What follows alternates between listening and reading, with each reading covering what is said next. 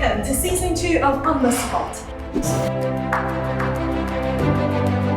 I am at the book launch event of my guest, whose phenomenal story of strength and resilience is truly worth telling. She's a Sierra Leonean international development professional specializing in education, gender, and global policy. She's a women's rights advocate and a politician pushing for more female leaders in Africa. From surviving rape and suicidal thoughts to becoming Sierra Leone's first special advisor on gender to being a deputy leader of a political party, on this episode, I will be leaving it all to my guest, Naasu Fofanah. This is On the Spot. Welcome. Thanks for letting us take a bit of your time.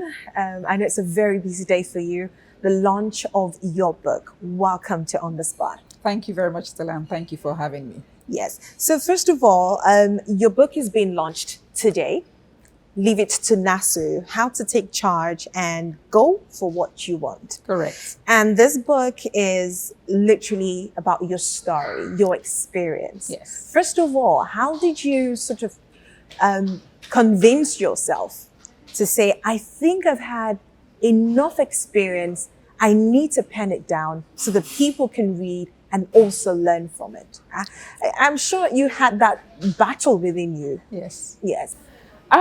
Honestly, I've been thinking about it for many, many years. I always knew I wanted to write a book or a movie or something. Okay. I just felt like I had gone through quite a life experience, you know, both good, bad, ups and downs. And I actually thought to myself, if somebody else had my story, I would really like to hear about it. I'd like to read about it. So what do I do with this? And because I used to write drama in school and I used to act, I thought, well, actually, maybe a movie will be okay. And then I thought, yeah, well, maybe a book. So I actually did discard the writing of the book because I felt as though if I write my book, it was probably not going to reach my intended audience. You know, how the girls or women or young, you know, whoever is from my village in Fuendu Peri, Pujon district going to get, you know, what I've written. So I thought maybe a movie, so at least they can download and send it. So it really escaped me, but it never went so far. And I had put, you know, certain things in place. I wanted a woman to write my book. So I had all these, you know, these steps that I thought, well, if you're going to look for that, who is going to do it? But I always knew I wanted to write a book. So when the opportunity presented itself, precisely a year this month, I took it. I took advantage of it. I didn't know it will happen. It's really very, very, it's not what I was told by my publishers, that the quickest time you write a book is 7 months. And I'd just gone through my, you know, like a major operation in London when this opportunity came. So I had to challenge myself to say, well, you've always wanted to do this. Here is the opportunity, grab it. And thank God I did. Yes. Otherwise. I have read the book and I am so inspired. Your story is remarkable. And it just gives a sense of who you are and what you've been through. Yeah. You know, from coming from your village, Fuendu, and you know, somehow getting to the UK. Yeah. Let's take it bit by bit from the little Naasu. Yeah. How did you figure out? I mean, the thought of going to the UK, where did that come from? You just upped and you went to the embassy. Take us through. No, so I never actually wanted to go overseas. I always felt like, you know, being the eldest of my siblings, I took responsibility at 17. And so thinking about going overseas, I used to think about who was going to take care of my mother and my siblings. You know, I started working. I was okay in my, you know, in my little early 20s. And I thought I didn't need to go overseas because I used to see movies where, you know, you saw snow. Yeah. And I never really thought I would, you know, be comfortable there because it looked very cold. But most importantly, I just felt like if I had left, who would? So I was never really one of those people who wanted to go. But then peer pressure. So I had friends and everybody started to go. But, yet still I knew that maybe I will go, maybe I wouldn't go. I even once, out of peer pressure, went to the embassy, to apply for a visa on my own. But the opportunity came when I met someone who really, really liked me, and I was never thinking of going and staying. But then I thought, okay, if this opportunity is here, let me take the experience. So I went, with my boyfriend at that time. Well, I went on my own. He was there, and I didn't like it. I wanted to come back. I didn't like it. I hated it. It was January. It was cold. I didn't like it. I just didn't like the UK. So. And my boyfriend and I were supposed to come back because we were supposed to go to other places. But then the war was, getting close. And my mother said to me, if you come, make sure say you can't inside coffee, but not being yourself can I have. Wow. And I just felt like why is she telling me not to come? Because I had my nice apartment. I get me houseboy. I mean, I was it. Like a young girl, thinking. It's very clear family plays or played a huge role in your thought process, in your being, in everything about you. Yeah. But reading your book, childhood wasn't the most pleasant. No. And you found your escape in school. Yeah. Take us through on how you were able, in spite of the childhood, you were able, a lot of young people going through that, they resent their family. They don't want to have anything to do with them. Yeah. But somehow that molded you and made you an even stronger, more resilient woman. Yeah. How were you able to use that challenge to build yourself? Because I've actually, in as much as what was going on in my life was difficult, I knew my mother and my father, my siblings were the only ones I had. So it was impossible I loved them and they loved me. It was just expressed in a different way. And at that time, that's what they did. So you do anything. I mean, my generation, I am not, this is not just me, my generation, they will beat us, they will punish us. They will give us the punishment that they think will strengthen you. But school was where I felt like I had power because I was clever. And so everybody would tell me, how clever I was. I got the praises there. So I just felt like this is where people actually love me. So I decided, it became like my home. It became like everything. So going to school was the most important thing to me because I just felt like this is where I'll get rid of my problems. This is what is going to make me better. I am not going to, maybe it's because my mother doesn't have much, maybe that's why she's doing this. So the only way I can do this, and I see people who are lawyers, doctors, I don't see this happening to their children. So I don't want to be poor. I don't want to be a poor woman. I want to be somebody who has enough to be able to live a comfortable. Maybe if I go to school, education will solve that problem. So I was coming from that point of view. All right, Naasu, we'll take a quick break and we'll be back. This is On the Spot.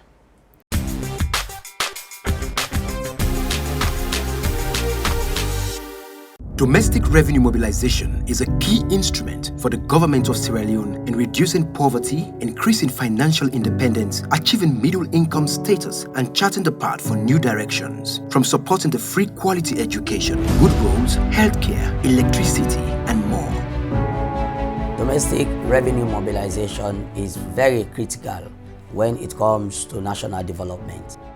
Through the Asikoda World, we have developed beautiful management tools. We have also developed systems in which it will bring transparency and help to the importer, to the broker. iTax is a platform for all your domestic taxes.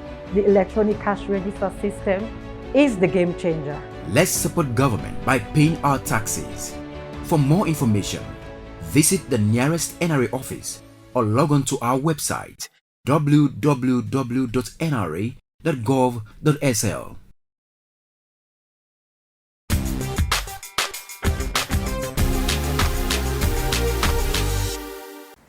Welcome back. I still have with me my guest, Naasu Fofanah. And on this episode, we are living it all to Naasu. So it's quite interesting that your background has made you a really strong woman, your childhood. And somehow, I don't know how, and I'm sure till now you can't even figure out how. I am still but figuring out. somehow Yeah. you got to the UK. Yeah. All that is in this book, you got to grab a copy. Somehow you got to the UK and, you know, made a life out of it. And you basically started leaving, working, and basically experiencing married. life. And getting married. And having a baby. At a very young age, having a baby. It wasn't that young, really. No, it was 26. Okay, it is. It is still young, but Still you know. young. But I mean, with that background, coming from Sierra Leone and coming from Africa, where in many cases our resilience is usually very high compared to people living in the West. Yeah. Somehow going through that and becoming pregnant and getting married, it wasn't a smooth journey for you. It was quite chaotic. So much that you had suicidal thoughts. Yes, I did. Take us through on what was so much on you that you didn't think about that in Sierra Leone, but when you got to the UK, you literally was almost cracking. Well, because I got to the UK and I met my ex-husband there. So he was not the one who I went with. And we met within 4 months, we were engaged. And then within 6 months, I was pregnant. It was all good until the pregnancy. And, he had other issues he was going through now on reflection. But obviously, I didn't take any of that into consideration. This was my, pregnancy that I was going to take to full time. And it was very important for my partner to be there. And he wasn't really there for me during the pregnancy, as far as you can see in the book. And that made me very, very sad. So I just felt like, was this the right decision? I felt like I was going through the pregnancy on my own. And it was very, very difficult. I felt really, really sad. So that lack of attention from him was the one, and just thinking about, I came here, I wanted to push forward, I wanted to go to school. And, I have decided to come and be with this man. And now look, I don't get belay, look what is happening.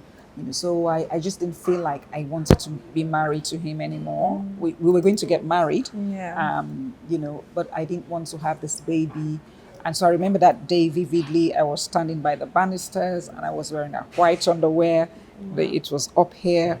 And I felt like throwing myself over, and I was alone in the house. So I don't know what happened. The thoughts went away and I continued. Then I got really, really very angry. So I actually had my baby 3 weeks before That incident. Yes, and a day before the wedding, because I was so stressed prior to the wedding. I didn't want to get married, but then we'd invited people.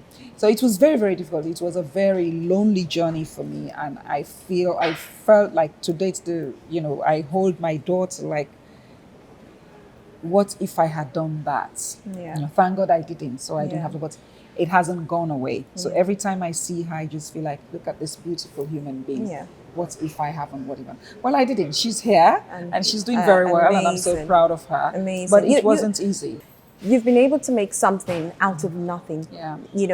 Taking a look at where you came from. Yeah. And I intentionally keep making this emphasis because we live in a time where people focus on the now. They focus on their situation, and for them, it's the defining factor of who they are and who they eventually will be. Yeah. You went on to go to the university, you graduated, went on to get masters, and it wasn't a rosy and easy, straightforward journey to achieving all these things. What was the driving force for you? I just wanted to be the person that I had envisaged. So very early on as a child, I wanted to be somebody in my society. Okay, what that would have been, maybe because I saw Pasheki. I mean, there was something, but somebody important. Okay, so my country has always been at the forefront, but I wanted to be that person, and I knew the only way I could be that person for me was through education. So I was very hungry for education. I wanted to learn. Despite what I was going through, education was the focus. So I mean, if you read my book, you can see that my ex-husband and I did not really separate because he was cheating or I was cheating. It wasn't any of that. It was because I wanted to go to school and I didn't feel supported. So I made a choice between staying married in a marriage that I wasn't very happy in, or going to university where I was actually going to have more for myself and become the person that I want. So again, like I say, how to take charge. It was going through all of those processes and seeing that I didn't get distracted. I wanted to achieve this. I knew I had to let go of certain things, i.e., a nice, beautiful home, a nice car, and all of that, but I wasn't happy. So my happiness was very important, and education was the forefront. If I had nothing else from overseas, I wanted to get education because I didn't have the opportunity to get that in my country. Yeah. I mean, even the boldness of Naasu Fofanah. Reading the book, I'm thinking, Jesus Christ, where did this woman get all that guts from? You know, it's quite interesting. I went through the book, and you know, a few things stood out for me. For example, you wanted to get back into the dating scene. Yes. And you did the unconventional thing. Absolutely. For an African woman. Yes. You went through an agency.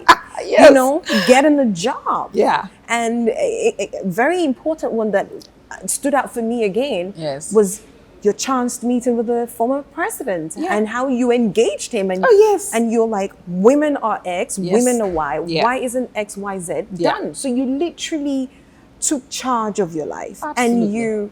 And you sort of created the path. Yeah. And eventually you became Sierra Leone's first gender advisor. Special gender advisor to the president. Advisor. And I still am. And it didn't come because the president woke up one morning. You badged your way into that position. I love that. I badged it, yes. And that was what you did all through to the end of that assignment. Absolutely. And I say this because Sierra Leone, it's very difficult for women to thrive, especially in politics. Yeah. And you had your fair share of the craziness. Yes. How were you able to stand strong? I mean, you had, you know, those who were above you undermining your work and spreading rumors. Yes. How did you manage that? How did you sort of come out tops in the end? I believed in myself. I believed and knew that what people were saying wasn't me.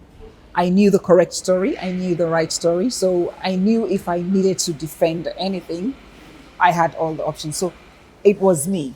How was Naasu feeling? Is this, what do you want? Because, you know, if you're not congruent with yourself, if you don't stay with yourself, people are going to distract you. Yeah. People are going to take you off your path. So for me, I found those things as distractions. So what do I need to do is to refocus. Do you want this? What do you want for yourself? What do I want for myself has always been my focus. So when you come with the distractions, I can sometimes pay attention because I'm human, but I just refocus and it gives me energy. It's for me, when people try to stop me, I get more energy. I become really resilient. I'm like, okay, Stella doesn't want me to do this, and I know this is good for me.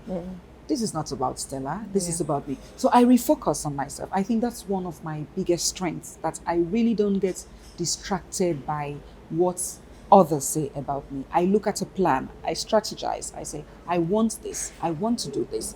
And these are the steps I'm going to take to achieve that. Sometimes I don't always get it right. Or it might take longer. Okay, so all of these things I'm talking about here haven't happened just like that. But I have insisted that, okay, I want to write a book. I want to go to university. I will go for it. You can only say yes or no. But at least I have done what I wanted to do. How much of your experience in that capacity has really shaped and molded you, you know, again, to be a tough woman in Sierra Leone, especially when you're trying to play in a man's world. How much of that has really strengthened your resolve?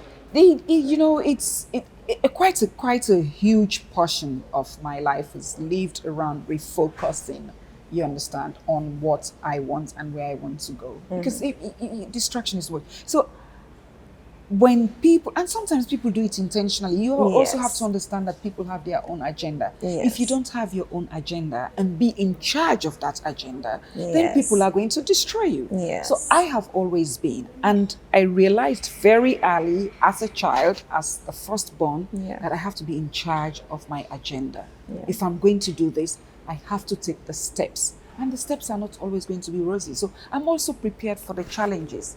So because I am prepared with everything, if you're not prepared, it's not going to happen. If you're not prepared, an opportunity presents itself, it's not going to happen, Stella. You might have wanted to interview me. If I wasn't prepared, I would sit here sweating. But so I've always prepared myself for the best and for the worst. But it's my mindset. My mindset is very positive. I have a very positive view of Naasu. And so negative distractions don't distract me. I'm going to hold you there and still come back on that, being prepared. Yes. This is On the Spot. We'll take a break. We'll be back.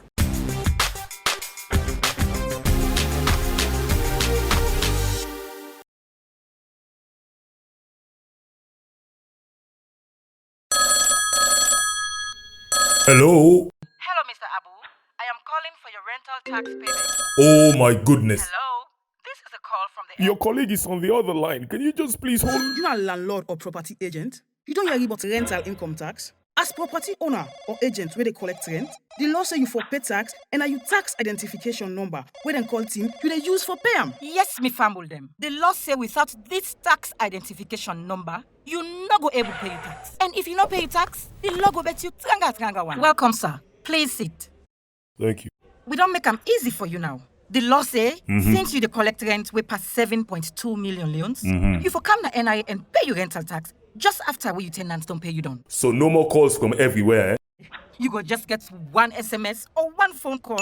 We go remind you, sir. Thank you very much. For no more, go to any NIA office near you or visit www.nia.gov.sl. Remember, paying taxes is required by law.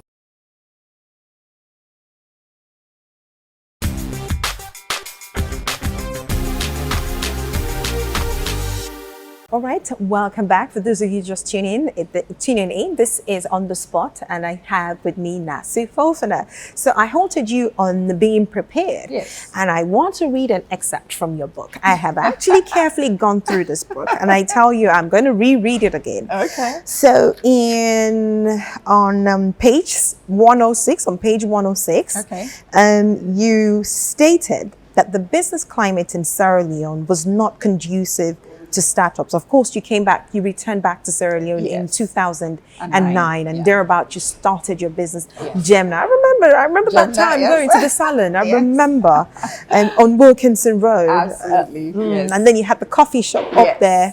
I remember when I first met Naasu, the first thing I thought, Jesus Christ, this woman is so curvaceous. That was the first thing that came to my mind. And I'm thinking anyway, so the curves expanded over the years.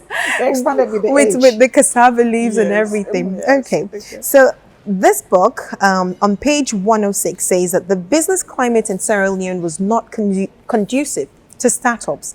The challenges were enormous, and small and medium-sized businesses were vulnerable to failing because of high government taxes that appeared to be designed to kill rather than promote business growth. And then moving on to page 112, that's 112, obviously that meant that at some point in time you had to close the business. You mentioned, or you wrote in the book, that this whole experience taught me some important lessons.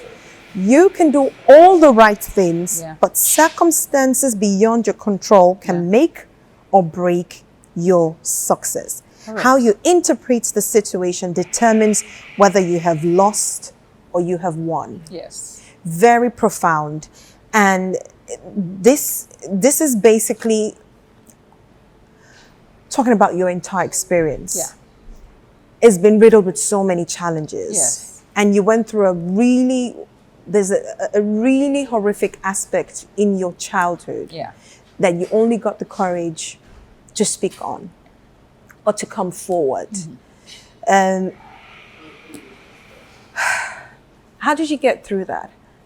Well, firstly, you have to understand that when it happened, in as much as I know that people wonder what happened.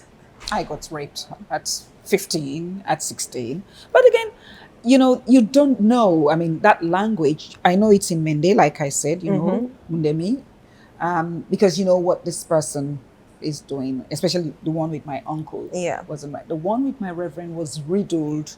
It was different. It was difficult to interpret what it was until, you know, I grew up and understood, you know, thinking back. In fact, that gave me flashbacks, you know, and most especially what I went through just with my mother, with that whole episode. Of course, she didn't know. But again, even with all of those, it's how you interpret things in the end. Yeah. Something bad has happened. I'm not going to, you know, I'm not going to kill myself. Kill yourself over it. How do I deal with this? So I like to really try to understand situations. And so the reason why, for example, I try to get contact back with the Reverend was to try to understand maybe He's thinking. where maybe I was thinking this way, maybe he was thinking that way, and I just wanted to understand genuinely. So it was a whole year that I tried to get this information from him, and clearly there was an issue of power. He still felt like he had power because he hadn't seen me or I hadn't seen him since then. So he didn't possibly know how much I've grown or the kind of woman that I was. And his response to me when eventually, you know, his response to me was that, so you're always a very polite girl. I didn't know it was you and all of that. But if I had understood where he was coming from, you know, but the fact that he denied me, you know, the explanation. And then I said to him, well, you know what I want to talk to you about. And since you don't want to talk to me about this, then, you know, it will be my story because I've given you the opportunity to let me know what you thought. And what I thought, my story was you took advantage of me. You raped me as a child multiple times, and you have also tried to use your position to silence me. And later I had to actually understand that he never thought I would speak out because of the woman that I have become. So again, even when I have pushed myself to this limit, and that's really, for me in the end, was why maybe I'm still like angry that he would have the audacity or the effrontery to think that I wouldn't speak up because I've made this. And one thing that really, I mean, aside from the fact that you came forward to talk about your rape and you came publicly, this sort of encouraged you to start your 50th speaker series, and you've spoken in so many schools. Yes. But one thing really stood out for you from your book, where a lady, a young girl, she was asked you, how can you ask us to open up and tell us who the perpetrator is, and you can't do the same. And then you went out and you called out the person. And in fact, you know, the questioning, even though in a subtle way, started with Halfword School when I went there, but they asked me in a different way. So I was thinking, okay, at the end of the 50th speaker series, maybe I'll come on Stella's show and Stella will ask me and I'll call this person's name. So what was really poignant about that was, it was the day before I was going to go to the school where this happened to me. So it was really, really very, very important. So when those two little girls, and I think she was like 11 or 12, and she thought I was telling stories. Are you sure you're not telling us stories? You're asking us. I felt sick. I felt angry. So when I woke up in the morning, I had no choice. I just thought God had planned all of this because I'm going to go to my school the following morning. And so I went to the school and I said, you know, I really didn't like coming to the school anymore because of what happened to me, but I've forgiven my school because it wasn't my school's fault. I've forgiven this church. This was somebody, and this person needs to be ousted, not just to say, oh, the Methodists or the this, the that. And then I did it, and it felt, Stella, I don't know if I would still be the person that I am. I feel so relieved, burden-free, from all of this. I'm so grateful that I spoke out, and I am happy that it is there, you know, for generations yet unborn to see. But I feel like trauma gets repeated by perpetrators for the simple fact that they feel like you will never speak up or you never own your story. Everybody should own their story, whether good or bad. People can interpret it as bad, but you know the benefit of speaking out for me is freedom. And that freedom is something I never enjoyed because somebody else was holding it. So if you look at the Women Will Win, you know, which is my 3 C's, is that we're a community. We are all a community. But if we don't connect, we are not going to be able to do what we need to do. So first, we need to identify and understand that we're a community. Secondly, we need to connect with each other. And third, when Naasu or Stella does something, hey, let's celebrate. Let's at least try to be positive about each other. It's not all bad. Whatever happens, your interpretation matters. But know that the most positive thing about you is you and how you feel about yourself. I know that's a very personal experience for you, because when you left your job as the special gender advisor to the president, it was women that pulled you through. They helped you. They sustained you all They through. continue to hold me up, and I believe in women, and it's my mantra, and I want to be out there wanting other women to believe in me. Of course, you joined a political party. Yes. You are a deputy leader of the party. How do you hope to drive this change with your position and your advocacy? How do you hope to support women? Because we do need more women in, taking charge. Yeah. So all I can say is we have to continue leading by experience, practicing leadership.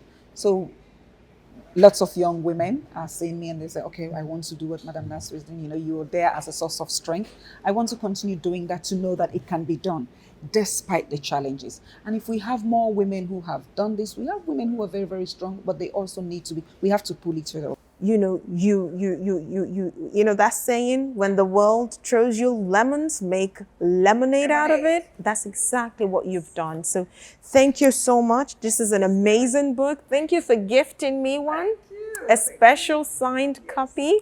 And I do not want to leave this amazing book all to myself. So I am going to get one for that lucky person who's going to be watching. So all you need to do... Can we make it 2? All right, we will make it 2. So 2 lucky because people. Because we have 2 very strong women. So we have to give 2 strong women. Yes. So yes, 2 lucky women, actually 2 lucky people. 2 lucky. Would be walking home with this book. And I guarantee you it is very inspiring. So for you to get this book, you have to go on our website, www.onthespotwithstella.com, or you go to our social media handles and tell us how you've been inspired by this episode. And, tell us what inspires you as well about Naasu. And you just may be the lucky person. So thank you very much, Naasu. You're welcome. This is not the end. Yeah. It's being launched today. Yes. So we're jumping over real quick to the actual launch event. Yeah. Where we will officially launch this book. Yeah. Leave it to Naasu. How to take charge and go for what you want. This is On The Spot. We'll be back.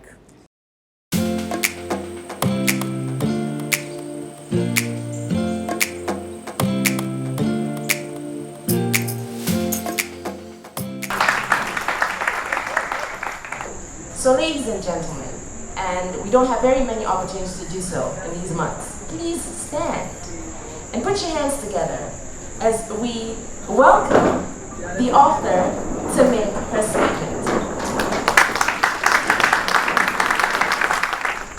My life has not always been what others admire, but I'm a very resilient person.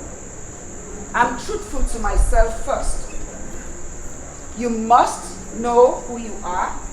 You must understand who you are. You must be the person you want to be before you can influence others. I have sisters and brothers and friends and family here tonight who have played an incredible part in my journey. Without their counsel and love, I wouldn't be here. I've lost my glasses, so I don't have my speech, so allow me to speak off like I usually do. I used to write speeches for the former president, but I'm not good at reading speeches. Last year this time, I was at St. Mary's Hospital in Paddington, recovering from a major operation. I didn't know I would be launching a book on the 16th. I had my operation on the 14th, and I was there. I could hardly walk. Just as I was recovering in Zainab's mother's house in London, I decided to go on LinkedIn, and I saw this, this opportunity at the London Stock Exchange. I thought somebody was trying to be, con me, or, well, I didn't have money on my credit card anyway, so I thought I would still go, and I did. And that was where I met Lucy.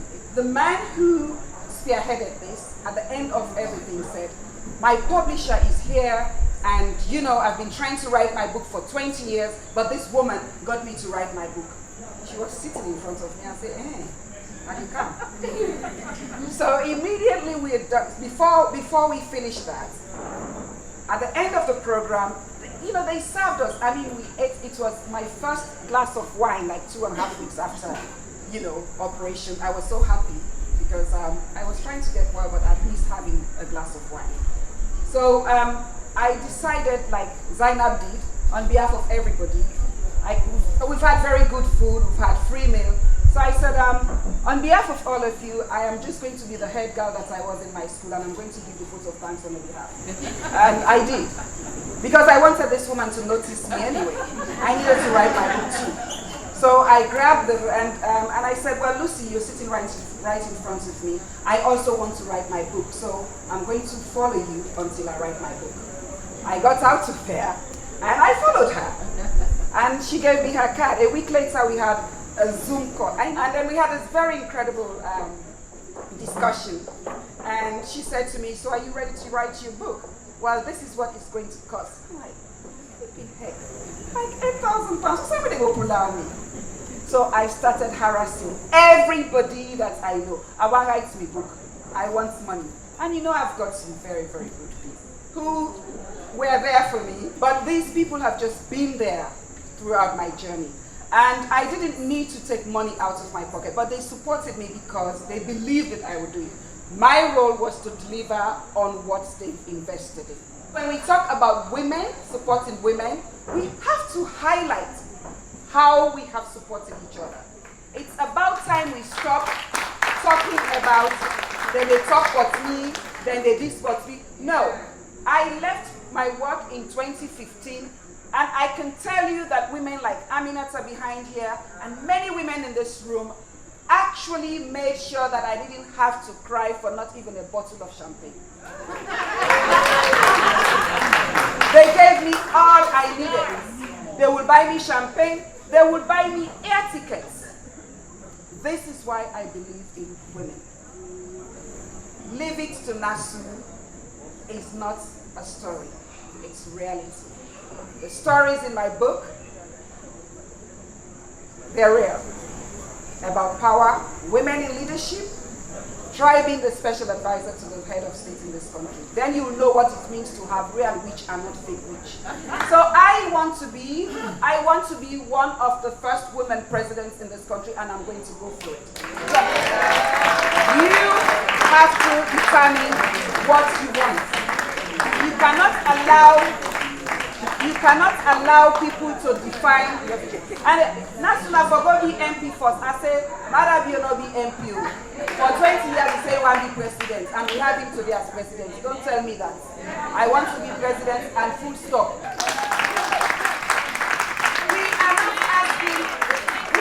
asking anymore. We are not asking. We have capable, right in this room here, we can set a whole cabinet. Can't see Michael Asamba.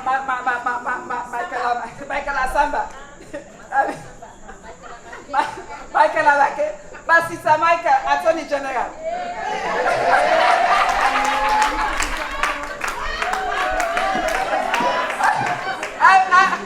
Aminata Kamara, Minister of Trade and Industry.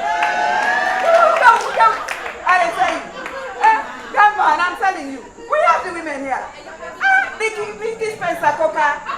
Una no side. Information.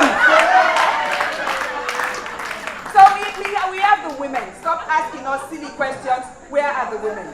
We have the women in this country, but what we don't have is the confidence to believe that we can do it. And we must raise ourselves up. We have incredible women. So in my book, you will see women will win. Okay? Women will win. The concept behind women wins. We are a community. We are a community first as women. But if that community doesn't connect, we are not going to win. So we must know that we are a community, we must connect with each other, and we must celebrate. These are the fundamental principles of Women Will Win. The 3 C's. This lady, who goes first, I'm introducing her first. She's actually going to be the second launcher, but I'm introducing her first because, well, you know, she's a woman, and just that's just what we're going to do. So, her name is Ms. Aminata Kamara. And she currently is the Corporate Affairs and Government Relations Director at Serutal Limited, but a human resource professional of over 27 years. Now to our chief launcher, first launcher. Yes, well, he's a lawyer, but not. Mr. Martin Edmund Michael, LLB BL. Those are the things that, you know, we all throw behind our names to show that we've got something. Notary Public Commissioner for Oaths, MD of Mercury International Sierra Leone Limited, and the Chairman of Radio Mercury. So with that, I introduce our chief launcher, Mr. Martin Michael. I read this book in 24 hours, and I could not put it down. There is so much we can learn from this book. Not only will women learn from it, I think what is going on in our society today and all the campaign that is going on, I think as men we can learn more from that book as well. Auntie Naasu takes us through a journey from the traumatic events in her childhood, through the joy of motherhood, through educating herself, ensuring that she became what she wanted to be. She gave up things that mattered to her so that she could educate herself. This book tells a story that we need to get our girls to read, because it does not matter what happens to you during your young years. It does not matter what you suffer, all the trauma you go through. You can still succeed if you want to. Auntie Naasu succeeded despite everything that she goes through, that she went through. This book, we went through all the emotions reading it. Emotions of sadness, of pity, of joy, and at the end of the book, you actually want Auntie Naasu to succeed and to be victorious. And that is what I got from that book. I had written this really, really long speech that I was going to give, but after Auntie Naasu's speech, I think we're all going to fall into insignificance. So I'll just be very brief. It was a pleasure reading the book. It's my pleasure to be here to launch this book. You told me that you wanted the children and the girls of this country to read that book. Haven't read it, I would absolutely agree with you. It's an absolute must. Today, whilst I was trying to write a few words down, I had a visitor. The person came to my office in my house, saw the book on the table, and said, that's Naasu's book. I said, yes. He said to me, I used to work at State House when she was there. And then I pointed out to the person the paragraph in the book where you were being told why your contract was not being renewed. I am not going to read that portion. I am not going to tell you what's in that portion, but you need to read the book, and you need to see the way women are treated in this country. You need to see what happened to her during her time at State House. It's an absolute... Anyway, the guy said to me, I was at State House when Naasu was there. She was never scared to tell them the truth. She was never scared to tell the president the truth. And that is why they ganged up and ensured that her contract would not be renewed. That was from somebody that you worked with at State House. The book is inspiring. You need to read it. And as a man standing here today, I say to my fellow male colleagues, you need to read that book, because we need to ensure that what Auntie Naasu went through, none of our children, none of our girls will go through that again. Thank you so much for having me here. It's my pleasure, and I look forward to launching the book after the second launcher speaks. Thank you. Good evening, ladies and gentlemen. Good evening. I'm going to use my notes because I have all the goodies in here. Thank you, Naasu, for inviting me to be one of your launchers on this special occasion of yours. Naasu's story is hers, and I just love the way she owns it by writing this book. It's a story full of hope, courage, resilience, perseverance, determination, and grit, which we heard from the video clips and from what few speakers have said here. The book has many learning opportunities. For some, it may just be the reminder they need to continue to persevere. And for others, it's a determination they need to do things on their own terms. And I think sometimes we let what we want to do be driven by what others want us to do. Naasu's book teaches us or gives us an inspiration to go it on our own. It's a book that tells a story of someone who has not allowed a lot in life to destroy her or to define her. Reading the book tells me of someone who is strengthened by what has happened to her. The sheer grit and determination is noticeable throughout the book. Her sense of purpose is unshakable in the book, and her sense of owning and taking responsibility, which sometimes we always blame other people for. So here we go. There are those who write stories, and there are ones who tell stories from the heart. Leave It to Naasu is a fractional autobiography that belongs to the latter category.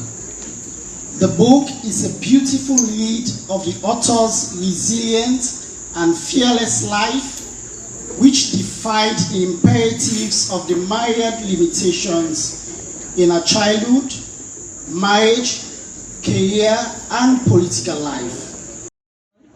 I felt so honored.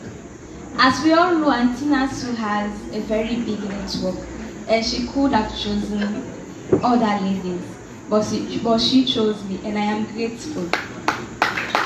She gave me the task to read my favorite chapter today, and it was quite difficult to choose because her book is full of so many exciting mini stories. However, after going through the book, I got to see her letter to herself. And I chose this letter because as a young lady, and because we have other young ladies out there, her letter to her younger self is kind of like a letter to us too, because we are at the stage that she wrote the letter to. So I'll start. A letter to my younger self. Dear Naasu, you are one of the most resilient young women I have known in my entire life. Despite your past and current challenges, you continue to be strong, focused, and committed to doing not only the best for you, but for others, especially your family. The sacrifices you continue to make to support your mother and siblings to escape poverty is commendable. I realize that life hasn't always been easy, but you always look gracious despite your pain. I sometimes wonder how we do it. How great would it be if your brain could be studied to understand how you manage situations to overcome the constant battles you fight. Indeed, you are a fighter and the commander of your life. But during this process, in fact, the picture I wanted to use, she didn't like it. She said, send me another picture. So I sent a picture, which is in the book. And she graciously approved. I had to transcribe everything. I had it all. So I had to do everything. I worked because she needed to, finalize that for my publishers. And I worked the whole night and got that to her. I didn't think she would approve it.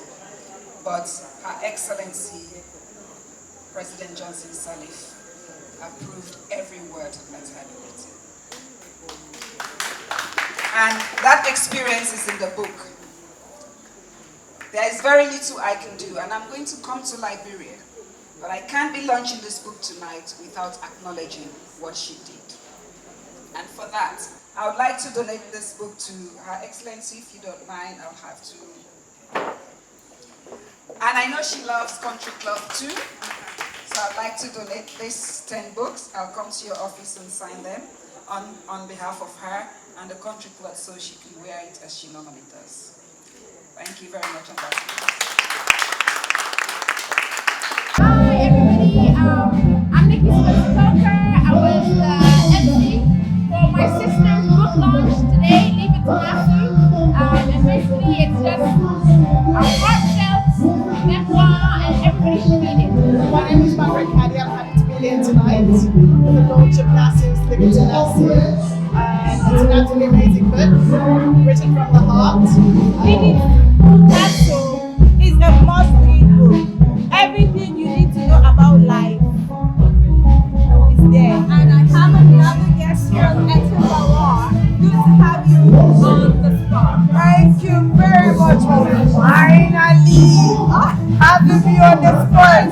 This is not having me. Thank you for catching me on the spot. Don't worry, we're going to have a special session on the show.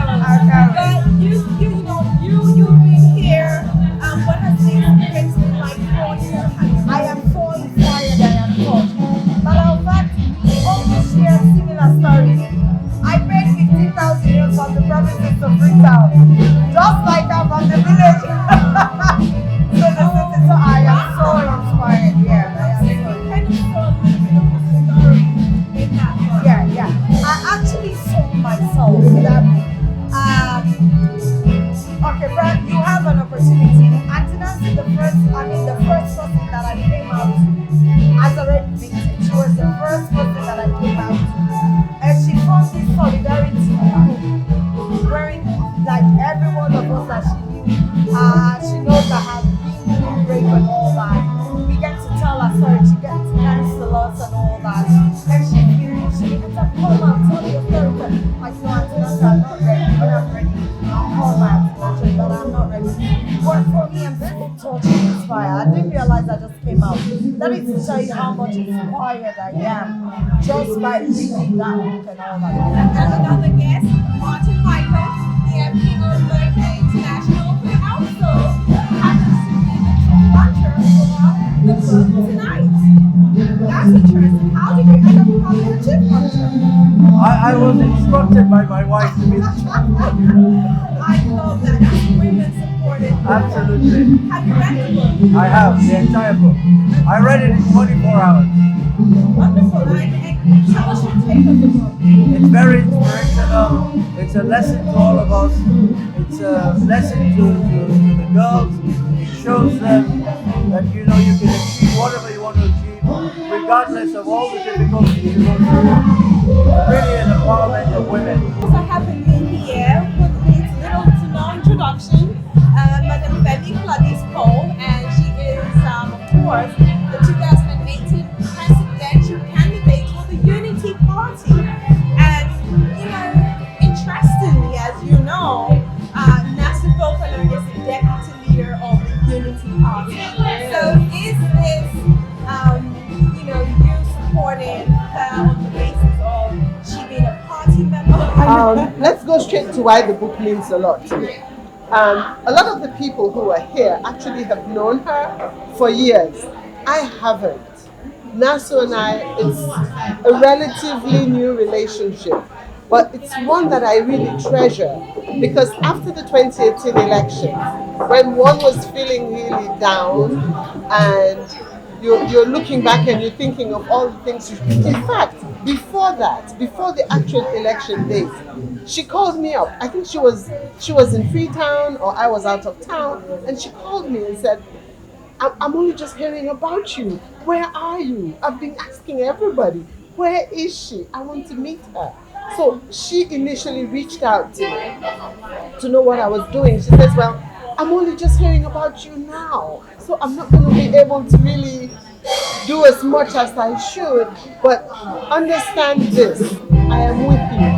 I am supporting you. And I think that we women should support other women. So I have another guest here with me, and that's Evidence Lamar. And I can tell you, she's an amazing person, and I speak that from personal experience as well. So not surprising that she's recognized tonight by Naasu Fofanah. Oh, thank you. Naasu, what can I say about Naasu? Like I said earlier, she has owned her story. She's written a book, and a powerful book at that. She's gone through her childhood to currently, to 2019. How current can you be? The stuff she said in her book relates to all of us in various ways.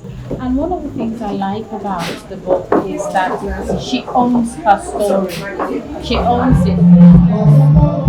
I mean, the challenges of women and I know I was saying it have to be 10 times better for them to be recognized. But unfortunately, women have not taken time to catalog their experiences.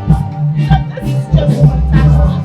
In my opinion, the way the book is structured makes an opportunity for especially young women to learn in various stages. It's like a generational discourse in various stages of life and experiences.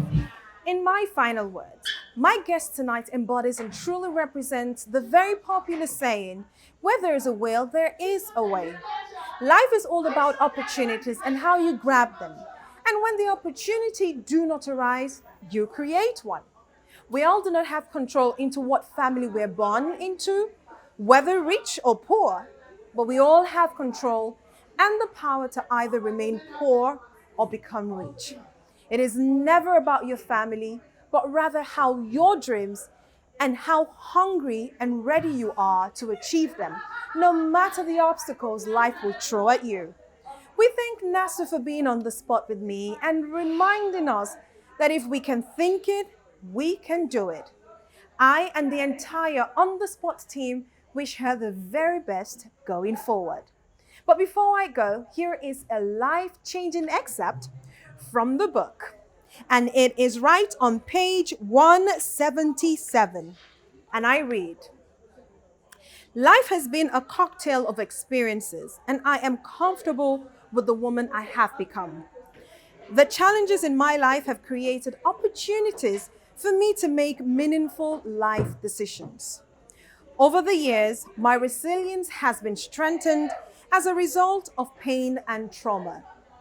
A key factor has been how I have managed situations to bring closure on a variety of issues. I see challenges as a growth pole, and success in overcoming them depends on your interpretation of the situation. Remember, the two lucky people will be working away with a signed copy of this book, which I recommend everyone to grab. It'll be worth your while and worth gifting your girl child. Do share with us how you've been impacted by tonight's episode on our website and on our various social media handles. So when next we come on your screen, stay fabulous.